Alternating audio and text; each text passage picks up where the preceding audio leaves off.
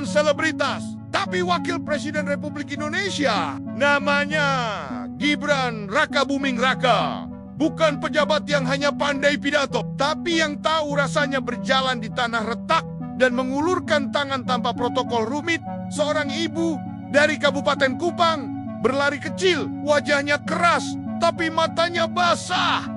Ia mendekat, nyaris mencium sang wapres.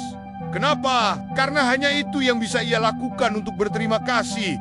Karena kata-kata terlalu kecil untuk menggambarkan rasa terhormatnya. Datang saja Pak, muka kami seram. Tapi kami tak munafik. Kami sangar karena hidup keras. Bukan gimik, bukan pencitraan, tapi spontanitas yang lahir dari ketulusan. Namun, apa balasan dari sebagian publik kota? Dari elit yang hidup di balik meja? Apa prestasi Gibran? Beraninya cuma ke NTT. Memang ya, pembenci akan selalu membenci. Mereka tidak butuh alasan, hanya butuh bahan. Padahal yang mereka sebut cuma NTT adalah tanah yang setiap harinya bergumul dengan ketidakadilan. Tempat yang dulu hanya jadi angka statistik, kini didatangi langsung oleh wakil presiden. Tapi tak semua kritik datang dari netizen biasa. Ada pula yang datang dari barisan yang menyebut diri Forum Purnawirawan. Mereka menyatakan Gibran harus dimakzulkan. Mereka tak rela anak muda ini ikut mendampingi Prabowo. Pertanyaannya, wakil presiden seperti apa yang mereka mau? Apakah yang duduk diam di kantor, yang namanya baru terdengar ketika masa jabatan nyaris habis? Atau mereka hanya takut kehilangan kendali? Takut generasi baru mulai ambil alih? Gibran memang muda, tapi ia datang. Ia menyapa.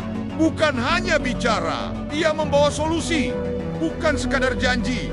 2 hari saya di NTT ditemani Pak Menteri Pertanian. Ini bagian dari arahan Presiden Prabowo, katanya. Gibran datang tidak dengan tangan kosong. Ia membawa Al-Sintan, ia membawa harapan, bukan untuk foto, tapi untuk kerja. Ia tahu ketahanan pangan bukan teori, tapi soal benih, pupuk, dan air. Soal tanah yang retak dan tangan yang kapalan. Dan disinilah lucunya negeri ini. Semakin Gibran bekerja, semakin banyak yang emosi.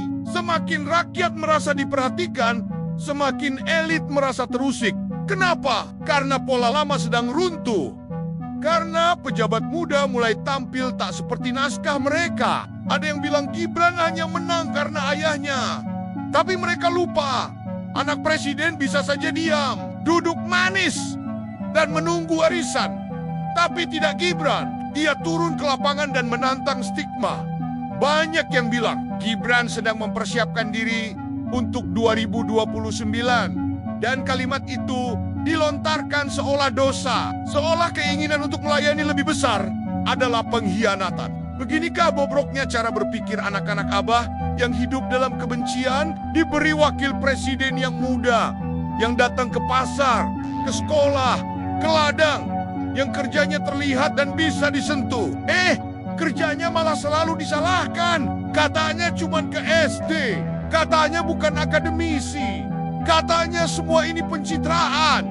Lalu mereka berharap apa? Pemimpin yang hanya muncul di seminar kampus, lalu hilang saat rakyat butuh air bersih. Gibran Rakabuming Raka hadir bukan untuk menjilat elit. Ia hadir untuk menyapa yang tak pernah disapa.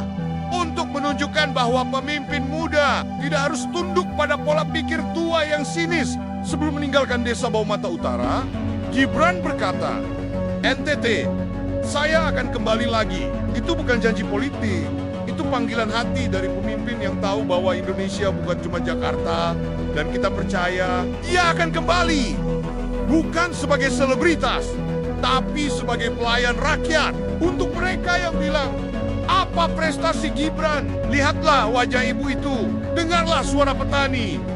Kadang, prestasi terbesar bukan pada penghargaan, tapi pada pelukan yang tulus dari rakyat kecil.